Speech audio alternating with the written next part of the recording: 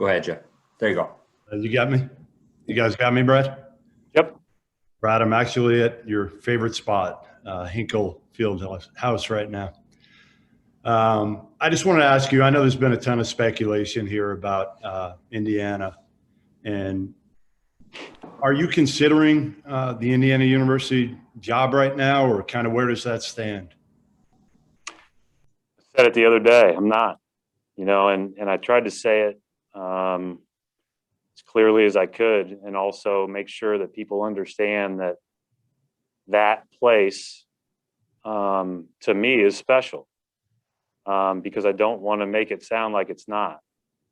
But, like I said the other day, I'm so grateful to this organization and to the people here and for all that they've done for us. I've got unbelievable leadership in Danny and Wick and Pags and what they've done for us and the way that we've been supported. We're going through a tough season.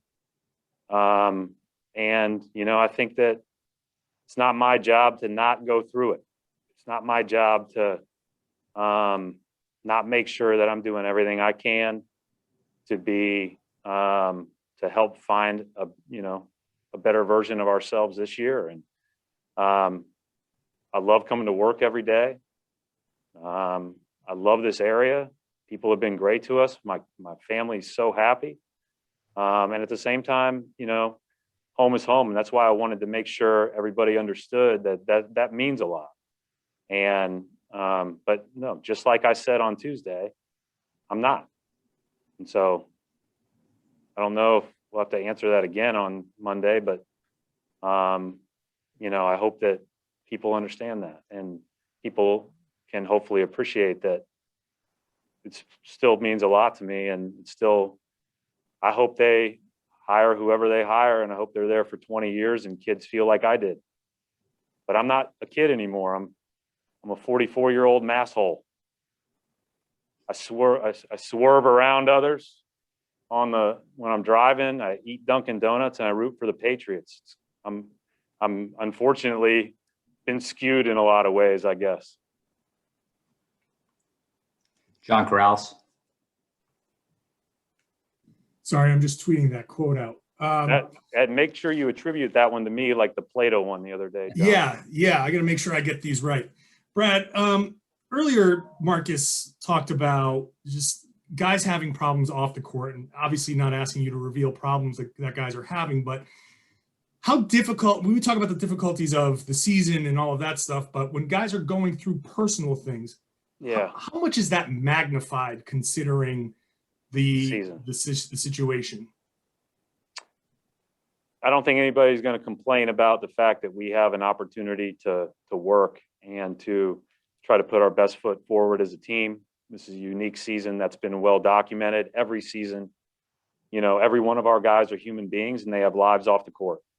And as with our staff and everyone else.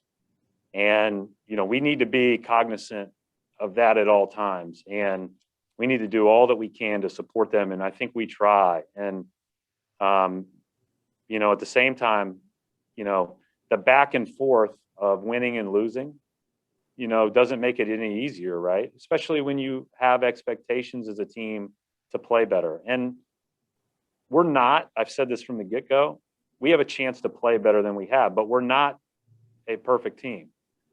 And what I want to do is find that version of us that, can play great together, that can make sure that we leave it on the court on every possession, and that we become the best version of ourselves. And I think that's where it becomes fulfilling. That's where you become part of a team. That's when it becomes bigger than you.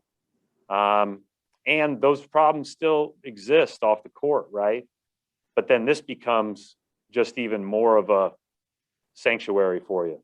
And that's what you hope that you can become. And it's really hard when you're going game to game, you're winning some, you're losing some. But it's one of the reasons why I said earlier, like I love Wick and Danny and our whole, leadership team and Pags, because they're not riding that roller coaster. They haven't. they understand that this is really challenging. And, you know, I appreciate that about them. Brian, Rob.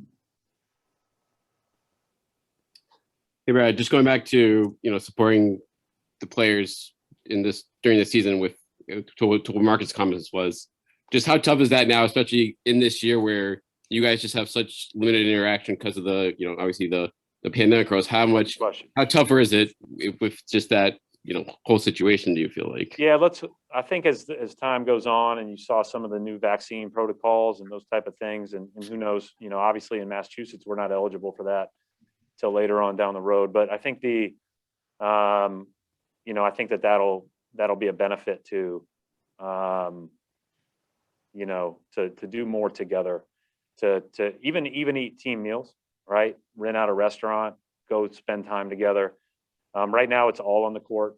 And I think that was one of the things about the bubble that I think was actually good, right? Like we had 3 hours on the practice court together, but then we had a meal room that was right behind one of the courts, and you could just spend time together. Now there were other disadvantages of that experience, but it's one of the things that hopefully we get to a point where next year we're able to be a little bit more normal. But yeah, it's challenging, but everybody's dealing with that, and we still get a chance to compete every night, still get a chance to hoop.